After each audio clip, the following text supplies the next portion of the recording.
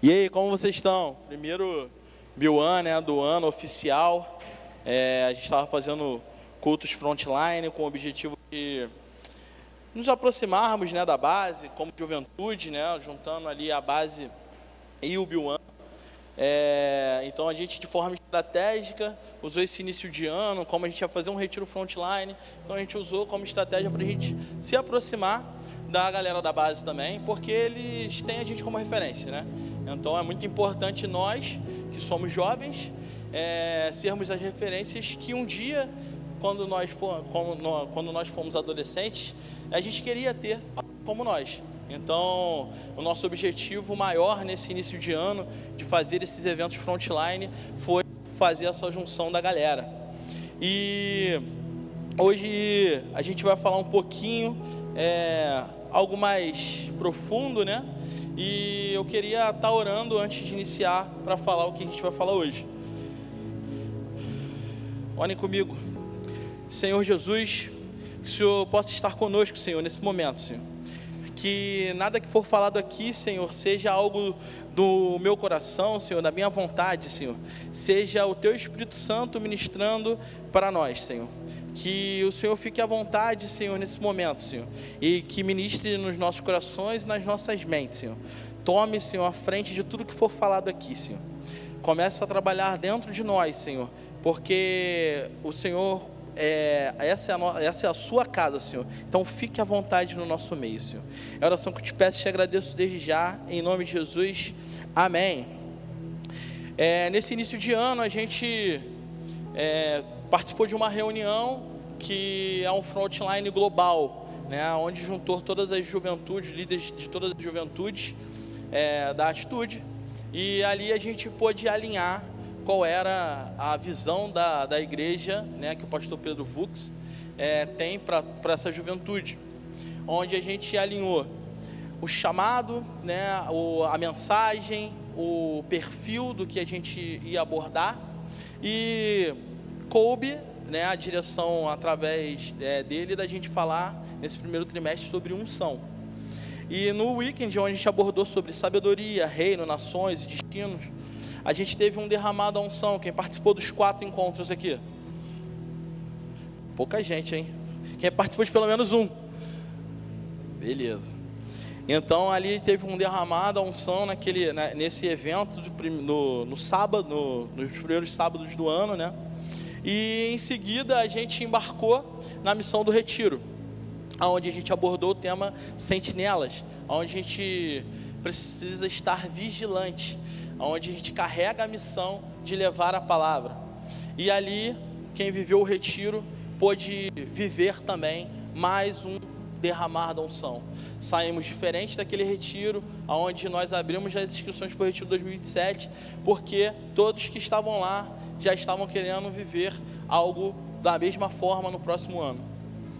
E dando continuação, né, a gente começa a falar nos próximos encontros sobre devoção radical. A devoção radical é algo que os discípulos de Deus, eles viviam naquela época. E a devoção radical é algo que eles tentavam esconder, mas a forma deles se expressarem, a forma deles falarem, a forma deles andarem, tudo isso transparecia que eles eram discípulos de Deus. E eles poderiam tentar, mas eles não conseguiriam esconder. Eles não conseguiam ser sabor discípulo. Como vocês, está na moda esse sabor, né? E então a gente quer falar um pouco sobre isso hoje, né? Sobre qual é o princípio da gente ser um discípulo. E o primeiro de tudo eu queria falar um texto que está em Hebreus 5, 12, 14, que fala sobre maturidade espiritual. A palavra de Deus diz assim, Hebreus 5, 12, 14: de fato, embora a esta altura já devessem ser mestres, vocês precisam de alguém que lhes ensine novamente os princípios elementares da palavra de Deus. Estão precisando de leite e não de alimento sólido. Quem se alimenta de leite ainda é criança e não tem experiência no ensino da justiça. mas o alimento sólido é para os adultos, os quais, pelo exercício constante, tornaram-se aptos para discernir tanto o bem quanto o mal. Quando a gente fala de maturidade espiritual, a gente começa a pensar em alimentos mais sólidos, né? Deixar um pouquinho os assuntos que abordam todas as pessoas que são maduras ou não na fé, como o amor e tudo mais, e se aprofundar um pouco mais em coisas que nos moldam. E quando a gente fala sobre ser discípulo, Cristo, Ele não fala para nós vivermos o que nós temos. Quando Ele fala para nós seguirmos, Ele fala para nós negarmos. E Jesus, Ele nunca falou que quando seguisse Ele, para alguns discípulos, que seria fácil. Assim, pô, Pedro, vem que você vai ser milionário. Você não vai precisar mais pescar peixe e agora vai ter 1 milhão na tua conta. Em nenhum dos discípulos ele falou que ia ser fácil. Muito pelo contrário. A primeira coisa que ele falou foi negue-se.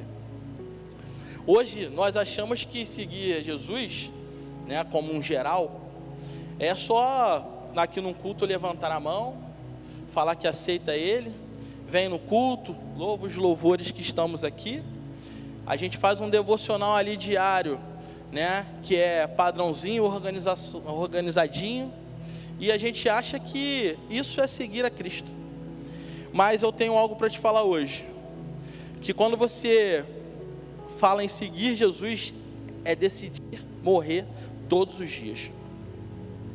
Nós vamos abordar aqui 4 pontos sobre o texto que vamos ler. E antes disso eu queria deixar uma pergunta no seu coração para você ir meditando durante o estudo. Você quer um Jesus que realiza os seus sonhos ou um Jesus que governa a sua vida? E o texto que nós vamos ler está em Lucas 9.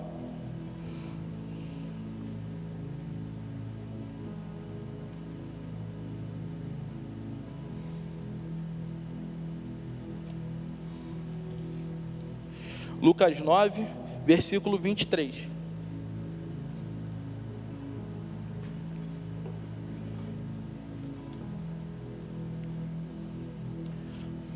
Todos já acharam? Amém? E a palavra de Deus diz assim: Jesus dizia a todos: se alguém quiser acompanhar-me, negue-se a si mesmo, tome diariamente a sua cruz e siga-me. Pois quem quiser salvar a sua vida, a perderá. Mas quem perder a sua vida por minha causa, este a salvará. Pois que adianta ao homem ganhar o mundo inteiro e perder-se ou destruir a si mesmo? Se alguém se envergonhar de mim e das minhas palavras, o Filho do Homem se envergonhará dele, quando vier em sua glória e na glória do Pai e dos santos anjos. E o primeiro ponto que eu quero te falar aqui hoje é que Cristo, né, no versículo 23 aqui ele fala: se alguém quer vir após mim. Ele não força ninguém, ele não obriga ninguém, ele convida. Eu lembro quando a gente decidiu casar, né? A gente começou em 2012 a namorar. 2013 fizemos 1 ano e a gente noivou, onde a gente começou a pensar em casar. E em 2014, quando a gente entrou para a igreja, voltamos na verdade, né? A gente decidiu fazer o nosso primeiro curso de noivos. E ali naquele curso, todo mundo que estava no curso falava: pô, eu vou casar em 2014 final, 2015. E aí quando perguntavam pra gente quando a gente ia casar, a gente falava assim, 2018. Cara, todo mundo ria da gente. Pô, quem é que tá na igreja fazendo curso de noivos para casar daqui a 4 anos? Meu irmão, é difícil pra caramba segurar, né? Tá ali, se manter em santidade.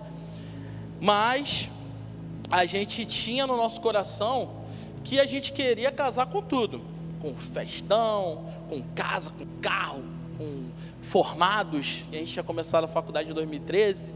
Então a gente tinha N objetivos ali.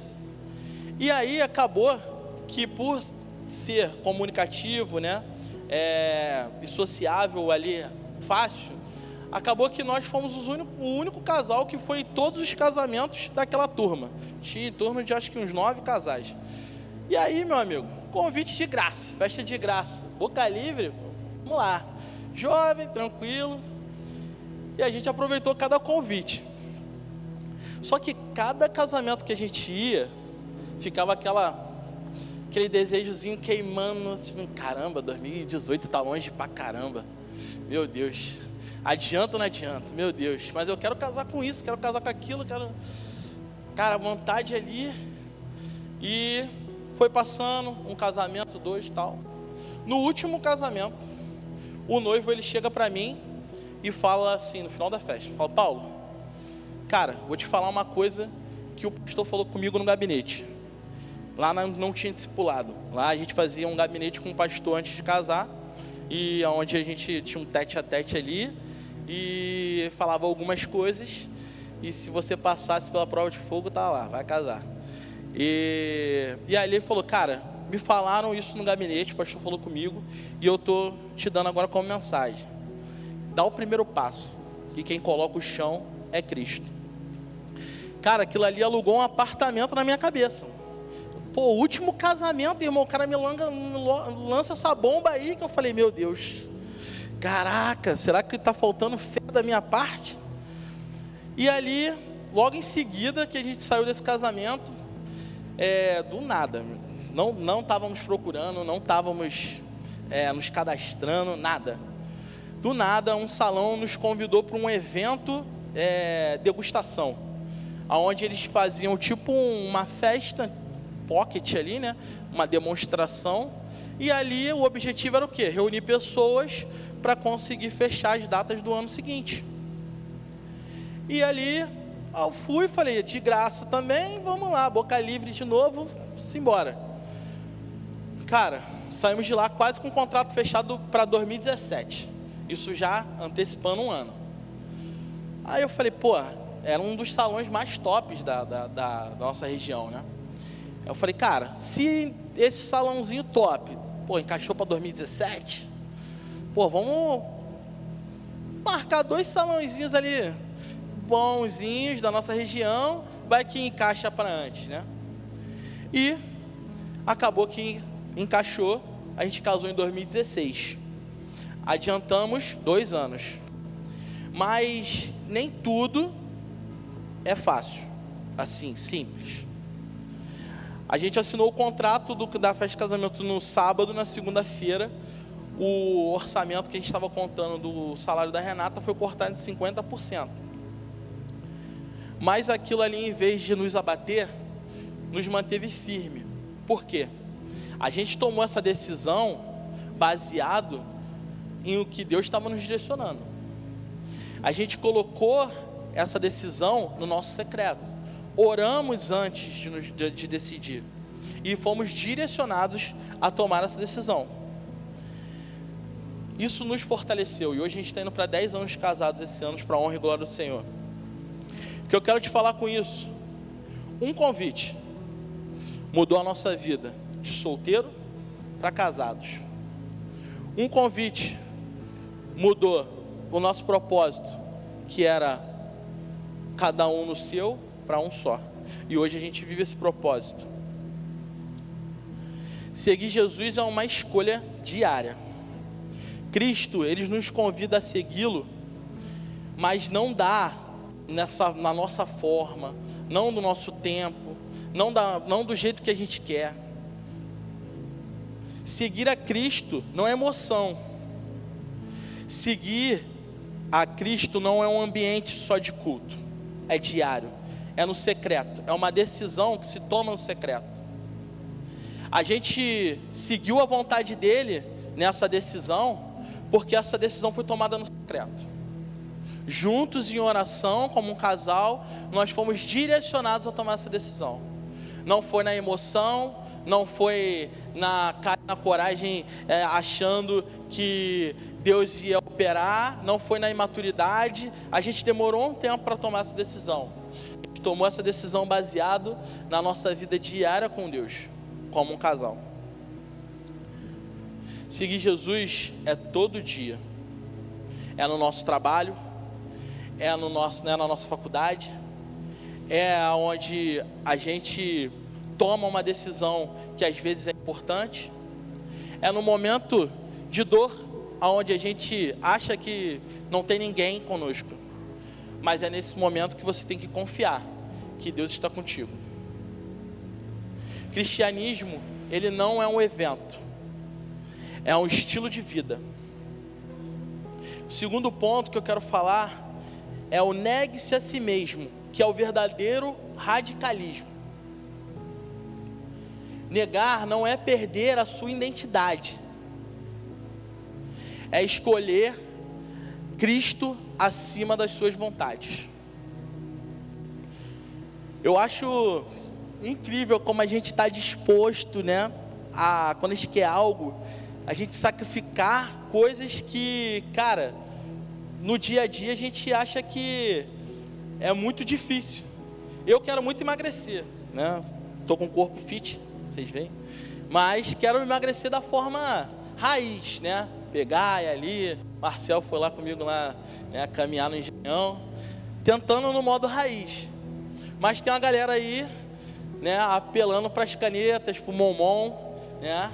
E acaba que algumas pessoas não têm nenhuma reação ao medicamento, mas tem outras que quase morrem. E é engraçado que essas pessoas relatando, né, que comiam antes, tipo, caraca, fast food pra caramba, doce e tudo mais, e agora até sentem vontade de comer, mas a vontade você olha ali e logo te enjoa, né, passa. E aí quando você não consegue resistir àquilo ali, aí as pessoas comem e passam muito mal. E é engraçado que isso está mostrando para a gente como deveria ser a nossa forma com o pecado. Porque quando a gente nega a nós mesmos e nega o pecado, quando a gente estiver olhando para o pecado, a gente tinha que se sentir nojo. Ou se em algum momento a gente não conseguiu resistir e a gente caiu em pecado, aquilo ali deveria fazer um mal tremendo, mas não faz. Negar-se é radical, porque mexe com o nosso ego e mexe até com o nosso maior ídolo, que a maioria das vezes pode ser nós mesmos.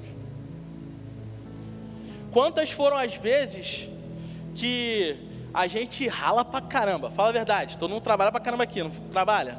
Pô, aí tá naquele momento, pô, final de mês, tu quer curtir um Outbackzinho, pô, tu quer, às vezes, pô, tirar um final de semanazinho pra, pô, dar uma esparecida, aí tu lança, pô, só se vive uma vez, pô, eu trabalho para isso, para viver esse momento. Mas aí quando é para Deus, a gente não é ousado para negarmos a nossa própria vontade e falar que a gente só vive uma vez, e que se for preciso, a gente arranca o olho que está nos fazendo pecar, para viver a glória com Ele.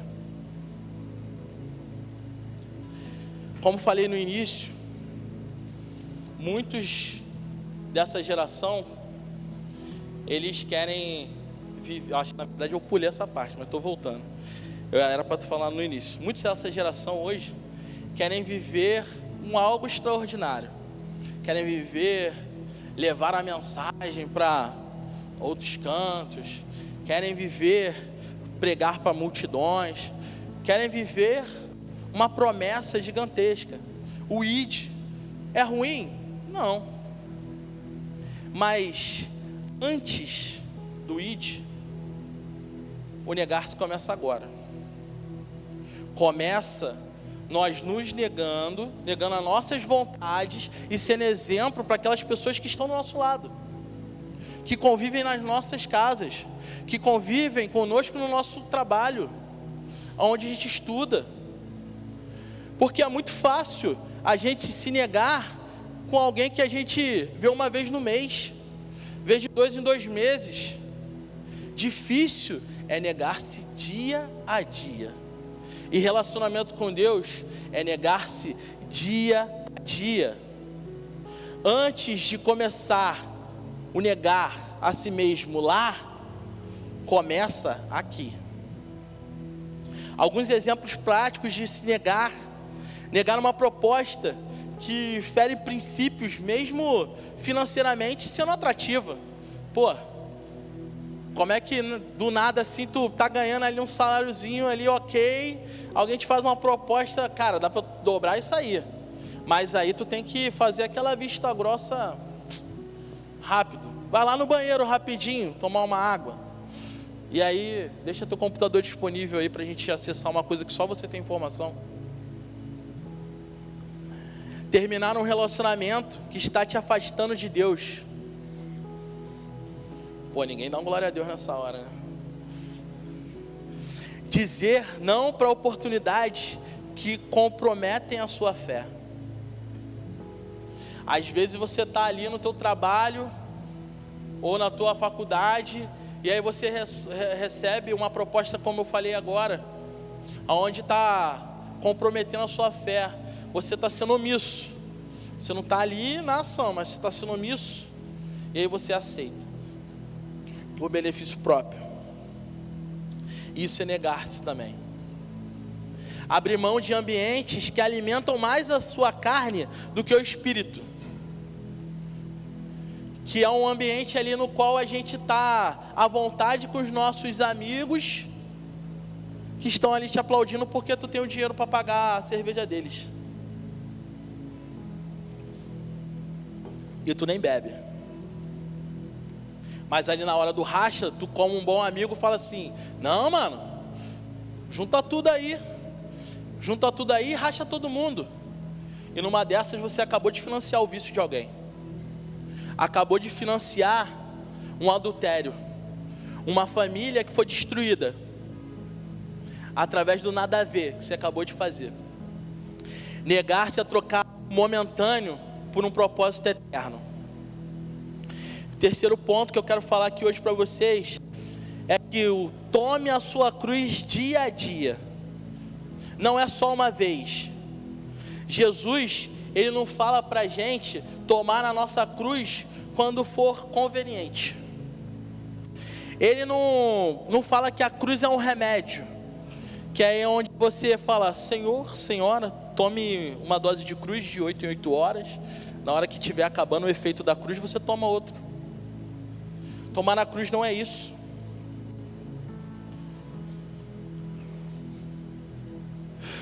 Trabalhar, às vezes a gente quer mais do que o tempo.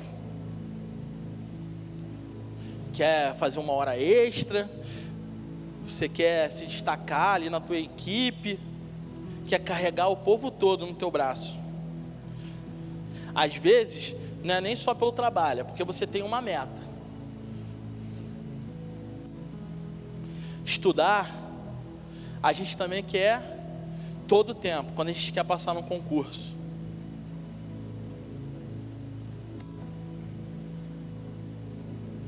Teve um momento na minha vida, num trabalho que eu sempre sonhei estar. Orei muito, estudei 5 anos, para poder estar vivendo aquela oportunidade ali. E aquele trabalho, ele estava me fazendo dormir 3 horas por dia. No início, eu queria fazer uma grande viagem, juntar dinheiro, era uma proposta boa financeiramente. O desafio foi grande. A equipe era formada de pessoas mais velhas, que tinham vivências difíceis, pouco estudo, e eu chegando ali numa posição de gestão, cara, tinha que conquistar a confiança deles. Orei a Deus, coloquei em oração ali, falei, Deus, me ajuda. Vivi momentos que a pessoa puxou a arma para mim, querendo me matar no meio da obra, mas Deus guardou minha vida. E através do meu exemplo, eles começaram a ver algo diferente em mim. Eles começaram a entender que Deus na minha vida era um diferencial que eu poderia dar para eles. Mas o tempo passou e eu comecei a ganhar um status maior na empresa, comecei a receber mais, e aí eu larguei a minha cruz e foquei na minha meta. Comecei a trabalhar. Em um momento eu corria, cheguei nesse momento de 3 horas por dia que eu dormia. Tinha obra de manhã, de tarde, de noite. Tinha obras no shopping que virava à noite, que a obra no shopping só pode fazer no período da noite, depois que fecha o shopping, e durante a madrugada. E num desses dias, eu saindo da obra no Barra Shopping ali, eram umas 3h da manhã, deixei a obra organizada, correndo para chegar em casa, para eu conseguir chegar em casa com o céu escuro ainda, para ter aquela sensação de, dormir à noite.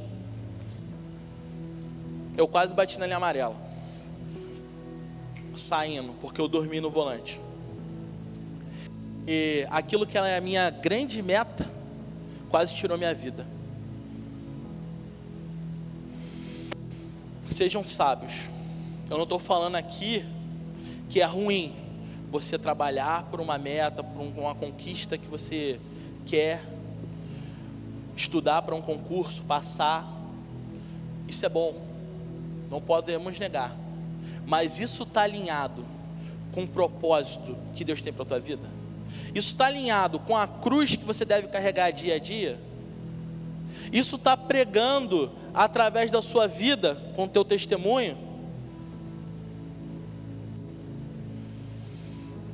Cristo é dia a dia, gente, em tudo que a gente faz. A cruz, ela não é um acessório que a gente usa quando é conveniente, quando combina com a nossa roupa. A cruz é um símbolo de morte, a morte que Cristo deu a vida por nós. A cruz, ela não é um fardo. A cruz é um estilo de vida. E esse estilo de vida nos leva à morte, seja ela espiritual ou a morte para as nossas vontades e desejos, aonde a gente morre para as nossas vontades, mas a gente vive conforme o que Deus tem para nós. Tomar a cruz significa morrer para o orgulho, morrer por pecado escondido, morrer para a necessidade de aprovação que a gente tem tanto, morrer para o nosso controle sobre a nossa vida. É a gente entender que seguir a Jesus não tem como seguir a Ele e continuar governando a nossa vida.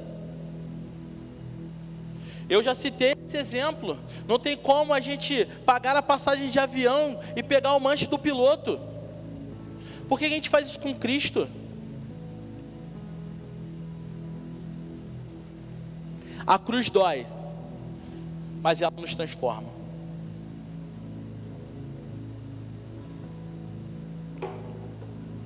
E o último ponto hoje, que quero falar, é: pois quem quiser salvar a sua vida, a perderá. Esse é o grande desafio do reino. Quem vive para si perde. Quem vive para Cristo encontra a vida verdadeira.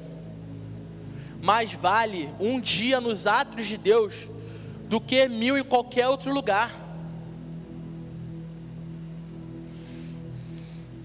A gente está acostumado de ver pessoas acabarem quando elas chegam na fama. Elas desejam, almejam tanto chegar na fama, que quando chegam lá, elas sentem um vazio. E esse vazio é a presença de Deus. Como a gente falou semana passada, não adianta a gente ir para um lugar se a presença de Deus não estiver comigo. Se a gente estiver indo para um lugar onde Deus não está, a gente está perdendo tempo. Quando a gente tenta fazer as coisas com as nossas próprias forças, da nossa própria forma, a gente só está adiando viver a dependência de Deus. A gente só está adiando viver o que Deus tem para nós. O mundo, ele diz, se priorize, mas Deus diz, negue-se. O mundo, ele diz, faz feliz, mas Deus diz, faça o que é certo. O mundo, ele diz, você merece, mas Deus diz, você foi chamado. Existe uma diferença entre o sucesso e o propósito. Os aplausos das pessoas, daqui a pouco, se apagam, mas o amor de Deus para você é eterno. Busque o reino e não os aplausos. E o que hoje você tem colocado na frente de Deus? É o trabalho? É o relacionamento? É o status? É dinheiro? É reconhecimento? Seguir Jesus não é adicioná-lo na nossa agenda, é colocar a nossa agenda aos pés dele, ao que ele quer que nós vivamos. A gente foi muito abençoado aqui no weekend pelo Andrezinho, pelo Davi, jovens, Andrezinho adolescente ainda, que vivem o chamado de Deus. Você conversando de vida com eles, você vê o quão Deus tem feito na vida deles e através da vida deles. A gente tem um exemplo aqui, que é o nosso pastor diretor, pastor Eduardo. No culto de ação de graça, foi falado aqui o testemunho dele. Ele vivia numa boa oportunidade de emprego, mas ele largou tudo para viver o chamado que Deus tinha para ele, negando não somente a ele, mas negando também a muitos que estavam à volta, falando que aquilo ali era loucura. E hoje, quantas pessoas são transformadas através da palavra que ele está aqui depositando todo domingo? A gente que caminha com ele fica impressionado como ele consegue pingar ainda óleo todos os domingos. Negar-se a si mesmo é viver o quanto antes o que Deus tem para nós. Quando queremos passar tempo com alguém, tem um evento especial, a gente corre com a demanda do trabalho, para acabar mais cedo, para chegar naquele compromisso, abdica de coisas às vezes que a gente quer até muito fazer, mas para viver momentos com aquela pessoa, a gente abre mão de algo que a gente quer, a gente se nega para poder viver momentos com aquela pessoa. E porque com Cristo é o contrário que a gente faz, cara. A gente faz tudo, e o que sobra é o que a gente dedica a Ele. Porque relacionamentos de aqui, carne, a gente investe tanto. Eu vejo pessoas às vezes dar a sua vida por um relacionamento. Quando acaba, parece que morreu. E a pessoa está lá vivendo já a vida dela. E para Cristo, a gente dá o resto. A gente dá o tempinho que sobra, quando a gente já está com a cabeça na cama ali, e a gente lembra, putz grila, eu nem orei hoje.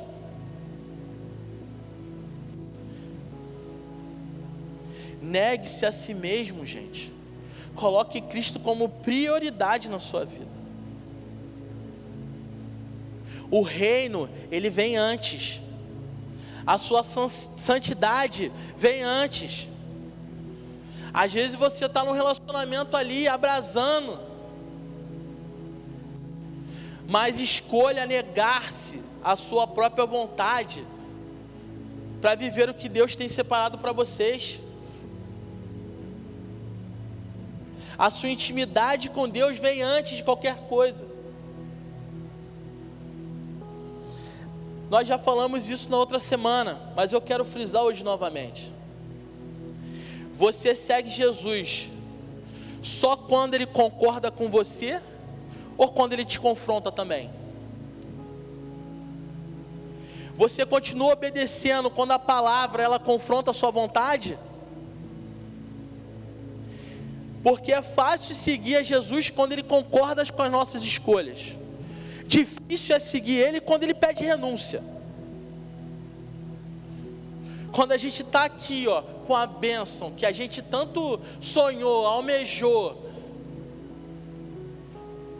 que tanto foi o nosso desejo, a gente vive tanto o que a gente quer, que a gente deixa de viver muitas vezes o que Deus tem para nós.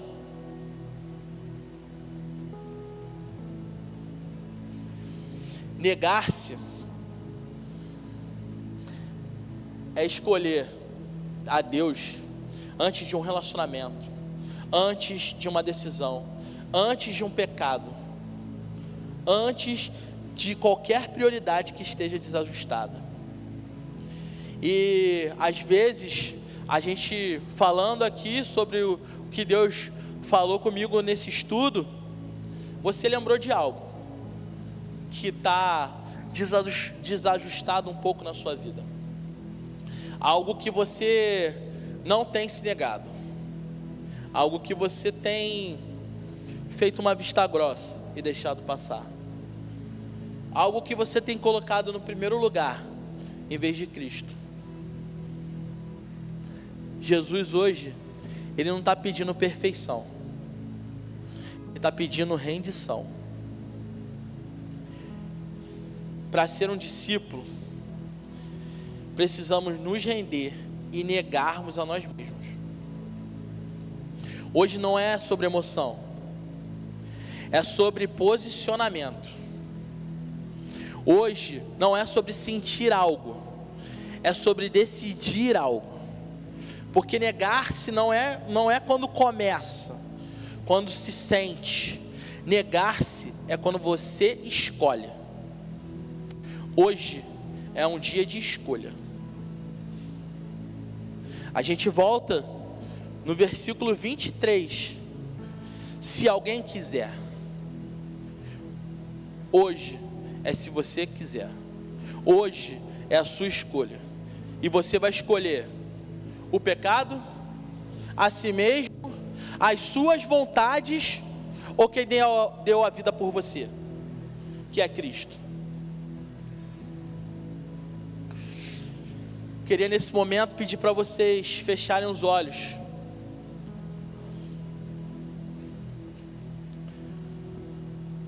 Entendam, gente. É algo duro de se ouvir. Não é algo fácil de se falar.